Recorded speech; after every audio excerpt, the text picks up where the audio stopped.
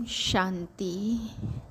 मैं आत्मा इस शरीर से अलग निराकार ज्योतिर्बिंदु स्वरूप हूँ। मैं आत्मा दिव्य गुणों से भरपूर हूँ, एवर हैप्पी हूँ। 30/11/2023 के महावाक्य हैं। आज बाबा हम बच्चों को समझाते कि बच्चे पुरुषार्थ और प्रारब्ध दोनों संस्कार सतयुग में नहीं रहेंगे, केवल प्रारब्ध के संस्कार रहेंगे। जितना जितना पुरुषार्थ किया होगा उतना ही प्रारब्ध बनेगी। फिर बाबा समझाते कि विनाश के समय, लड़ाई के समय बहुत त्राही त्राही होनी है। बाबा कहते बच्चे तुम उस त्राही को देख नहीं सकेंगे, सुन नहीं सकेंगे, पता नहीं क्या क्या हाल होगा। बाबा एग्ज़ाम्पल बताते, जब हिंदुस्तान पाकिस्तान पार्टीशन हुआ तब देखा ना कितना कड़ा समय था।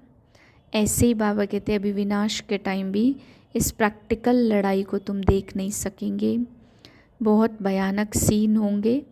हाँ, साक्षात्कार आदि बाबा ने कहा बहुत होंगे, जिससे हम जान सकेंगे कि यह कितना पढ़ा, इसका क्या पद है। फिर बाबा ने कहा बहुत पछताएंगे भी, साक्षात्कार होंगे कि तुमने पढ़ाई छोड़ी इसलिए तुम्हारा यह हाल है। तो बाबा कहते फिर कहेंगे हाय मेरी तकदीर। परंतु बाप भी क्या कर सकते। बाबा ने कहा अगर सर्विस नहीं करते तो वो बाप की दिल पर कैसे चढ़ेंगे। बाबा कहते मिलिट्री में कोई मरता भी है तो भी मित्र संबंधी आदियों को इनाम मिलता है। तुम यहाँ बाप की याद में रहते अगर शरीर भी छोड़ दो तो बाबा कहते बहुत ऊंचा पद प्राप्त होगा। परंतु धारणा नहीं होती तो बाबा कहते समझ जाते हैं कि इसकी तकदीर में कुछ भी नहीं है। फिर बाबा समझा रहे हैं कि 100,000 भुजा वाला 100 भुजा वाला ब्रह्मा दिखाते, तो तुम सब बच्चे हो बाप के मददगार, तुम सब हो ब्रह्मा की भुजाएं।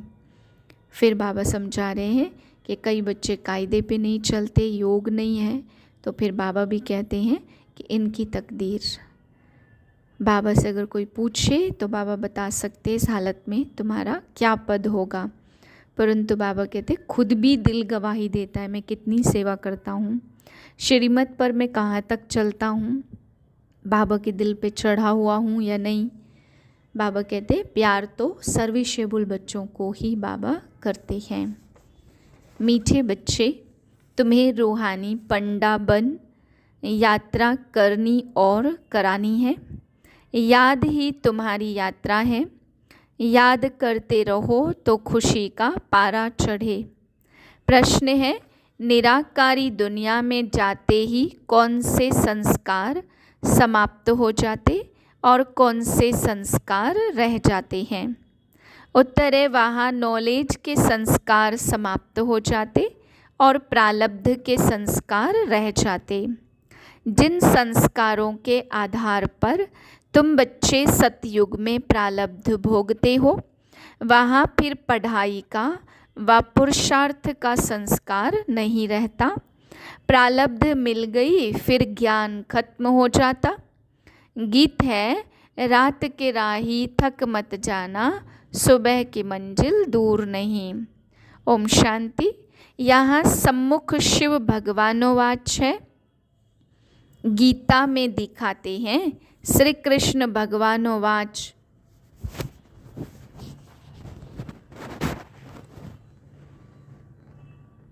परंतु कृष्ण को भगवान तो कह नहीं सकते। श्री कृष्ण भगवानोवाच कहे तो वह साकार हो जाता। जो भी वेद शास्त्र आदि सुनाते वह ऐसे नहीं कहेंगे कि भगवानोवाच, क्योंकि वह साधु संत महात्मा आदि सब साकार में बैठे हैं और फिर कहते हैं रूहानी राही। रूहानी बाप जरूर रूहों को ही कहेंगे बच्चे थक मत जाना। यात्रा पर कई थक जाते हैं तो फिर वापस आ जाते हैं। वह है जिस्मानी यात्रा। तो भिन्न भिन्न मंदिरों में जिस्मानी तीर्थ यात्रा करने जाते हैं। कोई शिव के मंदिर में जाते, वहाँ सब जिस्मानी चित्र रखे हैं भक्ति मार्ग के। अब बाप कहते मुझ एक के साथ बुद्धि का योग लगाओ और ज्ञान भी देते हैं। तीर्थों पर जाते हैं तो भी ब्राह्मण लोग बैठे हैं, कथा कीर्तन करते हैं। तुम्हारी तो एक ही सत्यनारायण की कथा है, नर से नारायण बनने की। तुम जानते हो, पहले स्वीट होम में जाएंगे, फिर विष्णुपुरी में आएंगे। इस समय तुम हो ब्रह्मापुरी में। इसको पियर घर कहा जाता। तुमको जेवर आदि कुछ नहीं है, क्योंकि तुम पियर घर में हो। तुम जानते हो ससुर घर में हमको अपार सुख मिलने हैं। यहाँ कलयुगी ससुर घर में तो नैनों में बिठा करके बाप ले जाते। यहाँ कलयुगी ससुर घर में तो अपार दुख है। दिखाते हैं ना, श्री कृष्ण का बाप उनको टोकरी में बिठाकर उस पार ले गया। तो यह बेहद का बाप तुम बच्चों को उस पार ससुर घर ले जाते। पहले अपने निराकारी घर में ले जाएंगे, फिर ससुर घर में भेज देंगे। तो वहाँ सब पियर घर ससुर घर की बातें भूल जाएंगी। वह है निराकारी पियर घर, वहाँ यह नॉलेज भूल जाती। नॉलेज के संस्कार निकल जाते हैं, बाकी प्रालब्ध के संस्कार रह जाते हैं। फिर तुम बच्चों को प्रालब्ध ही ध्यान में रहती है, तो प्रालब्ध के अनुसार सुख के जन्म लेंगे। प्रालब्ध मिल गई तो ज्ञान खत्म। प्रालब्ध में हमारी फिर वही एक्ट चलेगी। तुम्हारे संस्कार ही प्रालब्ध के हो जाएंगे। अभी है पुरुषार्थ के संस्कार। तुम्हारा चीफ पंडा है बाप, यूं तो तुम सभी भी पंडे आदि हो। बच्चे याद करते रहे तो खुशी का पारा चढ़ा रहे।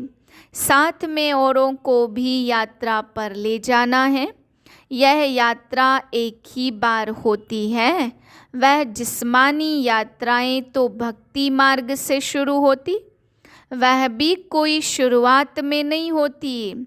ऐसे नहीं कि फट से मंदिर चित्र आदि बन जाते हैं। वह तो आहिस्ते आहिस्ते बाद में बनते जाते। पहले पहले शिव का मंदिर बनेगा, वह भी पहले घर में सोमनाथ का मंदिर बनाते, तो फिर कहाँ जाने की दरकार नहीं रहती। यह मंदिर आदि बाद में बनते हैं, समय लगता है। आहिस्ते आहिस्ते नए शास्त्र, नए चित्र, नए मंदिर आदि बनते रहते। टाइम लगता है, क्योंकि पढ़ने वाले भी चाहिए ना।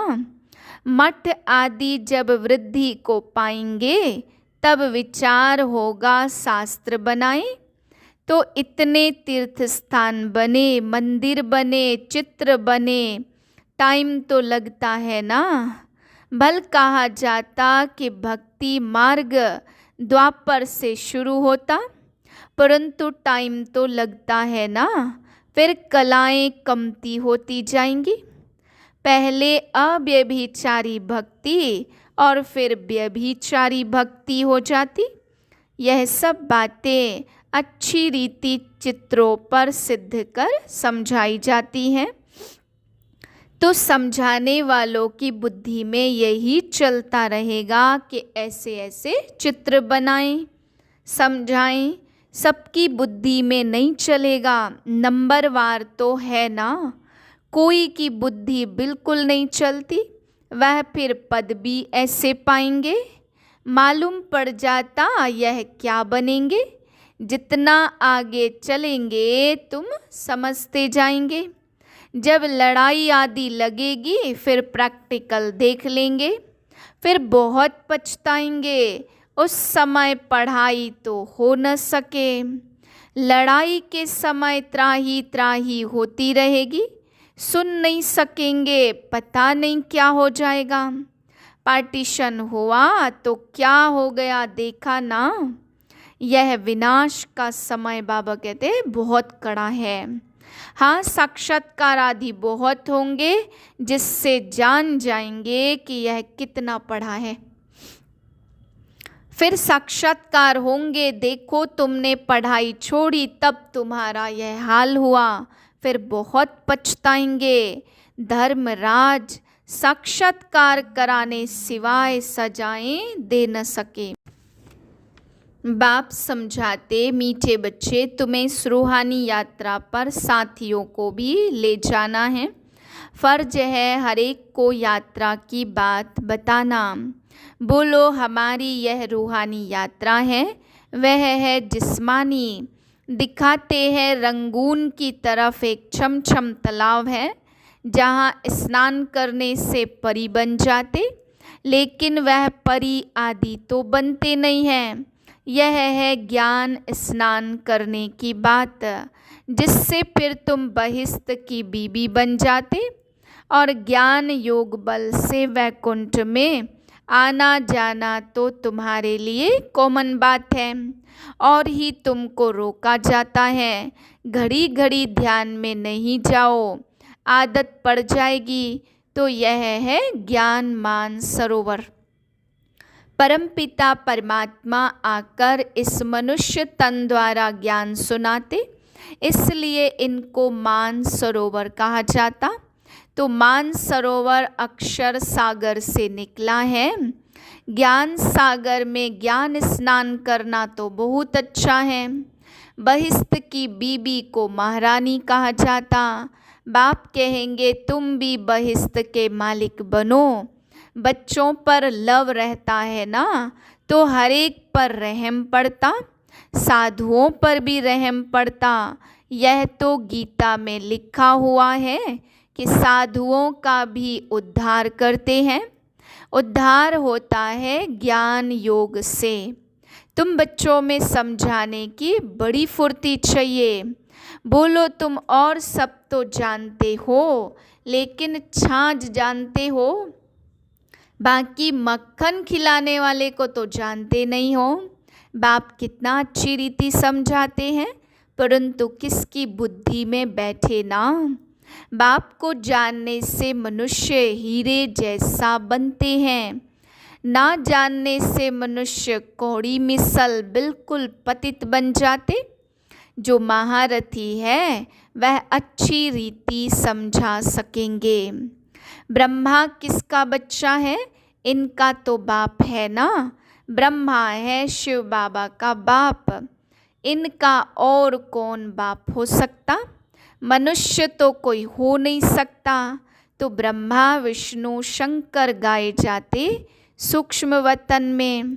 देखो ब्रह्मा की कितनी औलाद है, जरूर औलाद को वर्षा मिलता होगा। तो ब्रह्मा के पास तो कोई प्रॉपर्टी है नहीं, प्रॉपर्टी है शिव बाबा के पास। ब्रह्मा वल्द शिव, तो बेहद के बाप से ही वर्षा मिलता। तो ब्रह्मा द्वारा शिव बाबा बैठ पढ़ाते, हमको तो दादे का वर्षा मिलता। बाबा समझाते तो बहुत है, परंतु योग नहीं है, कायदे में नहीं चलते, तो बाप भी क्या करे। बाप कहते हैं इनकी तकदीर। अगर बाबा से पूछे तो बाबा बता सकते इस हालत में तुम्हारा क्या पद होगा। परमात्मा सर्वशक्तिमान से योग ही नहीं है, इनसे तुम योग लगाते हो तो एकदम विश्व के मालिक बनते हो। माया पर भी तुम जीत पहनते हो। ग्रस्त व्यवहार में रहते माया पर जीत पानी है। हमारा मददगार है बाप। तो कितना समझाया जाता, तो धारणा करनी चाहिए ना। नहीं तो बाप की दिल पर चढ़ न सके। सर्विस करेंगे तब बाप की दिल पर चढ़ेंगे। इसका मतलब यह नहीं कि बाबा प्यार नहीं करते।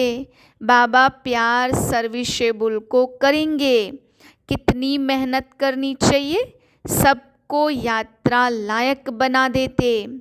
मन मना भव, शिवपुरी में आकर तुम फिर विष्णुपुरी में चले जाएंगे।